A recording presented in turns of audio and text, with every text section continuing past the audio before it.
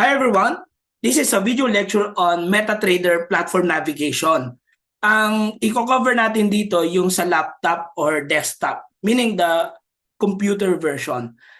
We will make a separate video lecture tungkol sa mobile and sa Vantage All-in-One app. Alright? So, to get started, okay, you must have first a trading account with Vantage, and then you will have to download the platform. Okay? So, where do you get the platform? So, first, you have to go to the website of vantagemarkets.com. Okay? And then, go to downloads. And you will see here, Vantage app, meron din tayo. Again, it will be a separate lecture. But we have MetaTrader 4 and MetaTrader 5. Alright?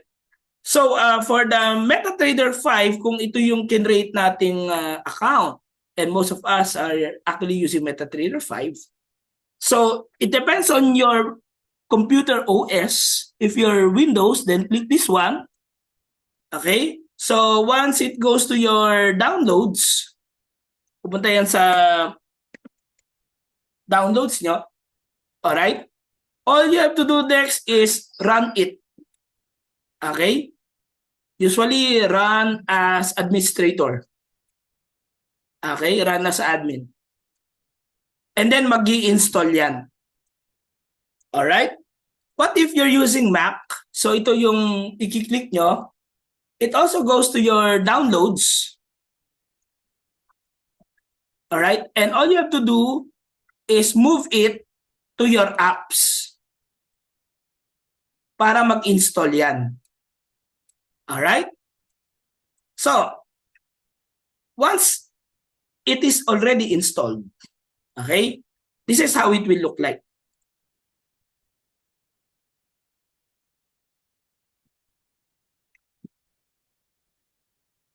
Alright. So, I understand this may appear overwhelming, but we will walk you through. Alright? But the very first thing na gagawin nyo rito ay ang i-login ang inyong trading account. So, login to trade account. Alright? So, may window na maghihingi ng tatlong detalye. Una, your login. Ito ang inyong MT5 account number. Okay? Then, your password and your server. These details, makikita yan lahat sa inyong email. Punta kayo sa inbox nyo. Alright? So, punta tayo doon, no? Okay. Para madali nyong mahanap, I recommend na dito sa search ng inbox, no? I-type nyo MT5 password, for example. So, with that, bibigyan niya na kayo ngayon ng result. Right? So, you can get this MT5 login. This is your account number. Right? This is your password. And this is your server. Now, the same procedure whether it's a live account or a demo account. Alright? If you want to change this password, you can do so. All you have to do is, okay, first, copy this password. Okay, right-click, copy. Yan. Then go to your accounts. Okay. Then since it's a demo, you go to your demo accounts. And then, sa settings button, there's a change password. So you have to paste first your original password, that's what you have copied from your email, and type your new password that you want to update. Alright? So, syempre, pag napalitan nyo na yung password dito, yun ang ilalagay ninyo doon sa MetaTrader nyo. Okay? So, now we're here again in the MetaTrader. So, again, if tama ang login, ang password, at ang server, there is no reason para hindi yan makalogin. Alright? The moment na hindi yan makalogin, any of those three, mali. Okay? So, you can log in alternately your live account and your demo account in the same platform. Alright? So tulad nito, this is my live account. But if I want to switch to my demo account, I can just go to the accounts here. Alright? And ito yung demo. So I just click demo and log into my demo account. Alright? So you can switch between your different accounts. So nakikita niyo ito, may demo, may live, may magkakaibang server. Alright? When you create additional accounts, pwede kayong magkaroon ng another account na nasa different server. Okay? Now, let us look at the anatomy of the MetaTrader. Okay? At ito yung sa, again, PC or computer version, desktop or laptop. Okay. So just like any other application sa computer, meron tayo ritong mga headers. No? So file, view, ang tawag doon mga tabs. Okay? So usually to get started, set everything up. Puntaan nyo itong view, languages. Okay? English naman yan. Toolbars. I-check nyo to, standard, line studies, time frames. Kailangan naka-check yung status bar and charts bar mo. Okay? By default, itong tools na to, nandito lahat yan pahalang. Okay? But this, you can actually find yung separator niya and you can move it around. Alright? So, ito, i-move ko na lang dito. But that goes to your preference. Okay? Ito yung pang-drawing ko sa chart. But this can be discussed kapag nag-aral na ng technical analysis. Alright. Now, this one naman sa kaliwa is what we call the market watch. Okay? So dito natin nilalagay yung mga instruments na gusto nating i-trade. Okay? You can add by simply typing the currency pair that you want to trade, or you can also simply delete those that you don't want to trade. For example, yung oil, ayoko naman, I simply remove it, right-click, remove, no, or delete. Okay? O hide. Yan, delete. But the delete button will work. So, for example, I don't want to trade Euro NZD. So, just delete. Yan. Pag gusto mo namang i-add, type mo lang dito. Okay? Halimbawa, I want to trade the Euro NZD. Okay? Type and then enter. Ayun na siya. Okay? So, your market watch displays the instruments, their prices. Okay? Then, below it is your navigator. Yung navigator naman, this allows you to jump from one account to another. So, you can switch between your different accounts. Okay? Pwede kayo mag-switch dyan to your different accounts. Then, dito sa baba ng navigator is your toolbox. Dito naman, meron tayong tabs. And usually, ang pinaka-ginagamit ko dito, yung trade at yung history.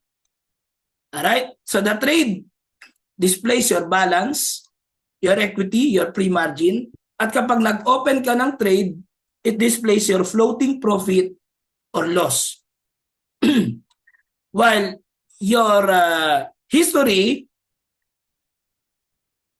displays the results of your trades plus your total profit. Okay? If you made any deposit and if you made any withdrawals, it will also be displayed. Okay? So, back muna ako dun sa trade. Next ay yung chart. Okay? So, this is your chart area. Yan. So, una, meron tayong pang-maximize ng chart, pang-minimize ng chart, at pang-close ng chart. Okay? So, magsimula muna tayo sa magbabawas tayo ng chart. So, you can simply close those that you do not want. Okay? And let's say you want this, you maximize it. Yan. Now, can I switch to another instrument ng chart? Yes. Click and drag from here. So, halimbawa, gold. Gold is XAU USD. Click and drag. So yung kaninang Euro USD now ay naging gold. Then, you can see here mga time frames.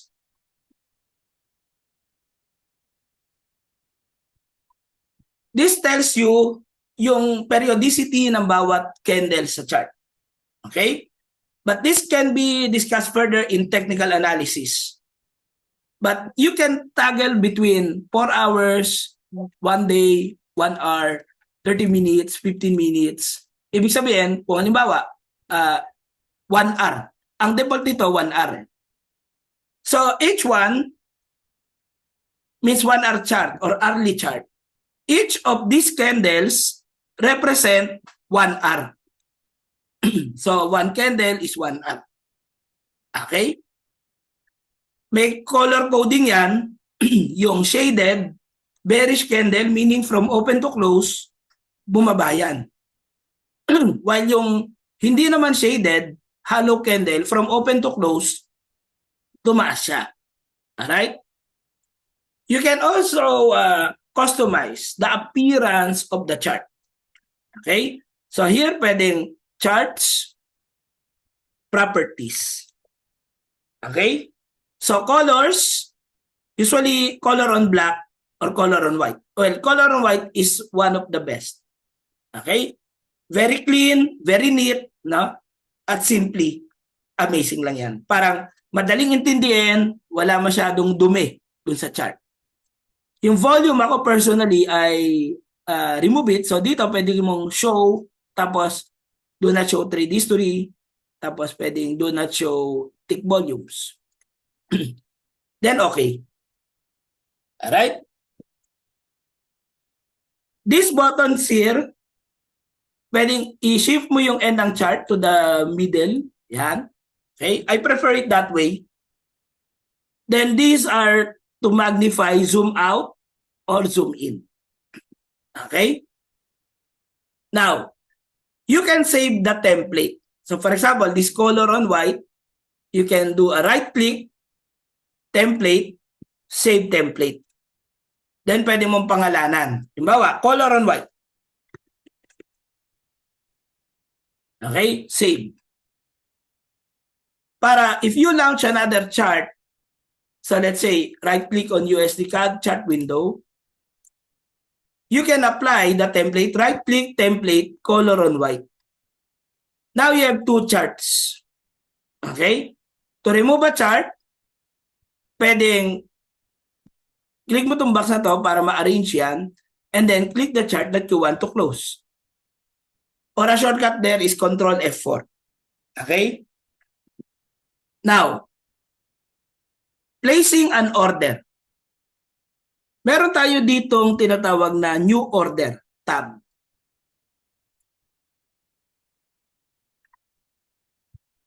Okay? Meron din tayong another way by clicking this Quick Trade button. Okay. Doon muna tayo sa New Order. Ang equivalent dito is F9 in your keyboard.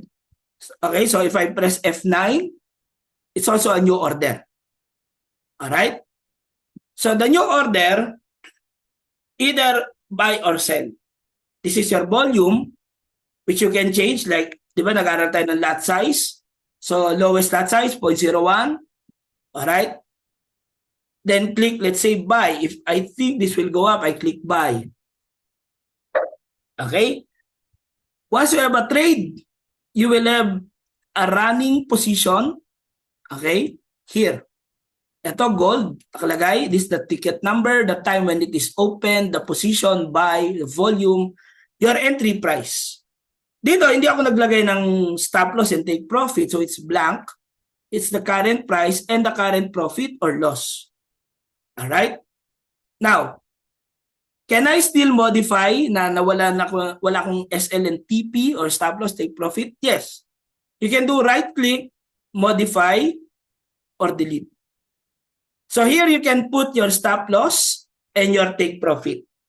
So pwede kang maglagay ng stop loss at a certain price Okay? Or you can put a stop loss depending on the number of points that it will possibly move. Okay? So for example, I will cut my loss after 500 points and I take my profit at 1,000 points. Okay? 500 points is 50 pips. 1,000 points is 100 pips. That is part of the basic lesson. Okay? In Forex trading. So, modify. Now, you will have here markings on the chart. Nasa na stop loss at ang take profit. Meaning, if the candle reaches that level ng stop loss, the trade will close automatically but realizing the loss that is in here. Pag na-hit niya yung take profit, it will also close automatically realizing the profit. Okay? You can also prematurely close it by simply clicking the X button here. That will close your trade right away. Okay? For example, close. But I realized the loss on that incident, no? Okay? So, the last trade that you did can be shown also in the history at ito yon. Okay? Now, you want the quick trade button, pwede rin, i-launch mo to. Okay? Change your volume here, your lot size, say 0.01, and then click buy. Okay? You can hide it by tapping it again. Now, another way to set your stop loss and take profit is to drag the price. So, click and drag pababa. Is your stop loss for a buy position and click and drag pataas your take profit for a buy position. Okay? So, what if, let's say I change a chart, Bitcoin, but this one I want to sell it. Alright, so instant order, click sell. Okay, hide this button. Put a stop loss and take profit. Pag sell, ang talo paakyat. Ang profit pababa. Alright? So sell will profit if price goes down. Okay? Buy will profit if price moves up. Okay. So ito na muna yung mga immediate na need nyong malaman to navigate the MetaTrader platform. Okay, ang importante, you know how to set up your instruments ng iwa-watch list mo. Okay? Dito yan sa MarketWatch. Okay? Paano mag-switch to the accounts? At alam mo rin kung nasa nandun yung login ID, yung password and server. Again, nasa email inbox nyo yun. Okay. Ito yung toolbox. The trade and the history are the important tabs here. Okay. When you have an open trade, ito yung mga information on your open trade. You can modify your SL and your TP by doing a right click on the trade, then modify. There's an X button here that immediately closes the trade, either realizing profit or loss. Okay? There's a quick trade button here for an urgent buy or sell. Okay? But you can also do a new order. Okay? When an order is placed, you can drag from the order going up or going down to set TP and SL. Okay? Yan ay market execution orders pa lang yan. Pero meron din tayong tinatawag na pending orders. Okay? So let's say I am going to look at the USD CAD. So sa palagay ko, dito ko siya gustong abangan. Ibabay ko yan dito sa 142881 at ikakat ko yung loss dito. Tapos iti-take profit ko siya dito. Okay? So, I click the new order and instead of market execution, I go for a pending order. If that's a buy position, you want to buy at a price lower than the market. So, buy limit. Okay? Kung buy stop, you want to buy higher than the price of the market. So dito, 1.42881, that is my desired entry. 1.42881. Ang stop loss ko, 1.42698. And my take profit, 1.43387. Then place. Alright? Order is in queue. Meaning, nakapila.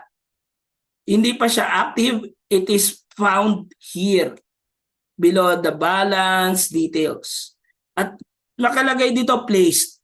So, hindi siya running profit or loss kasi pending order siya.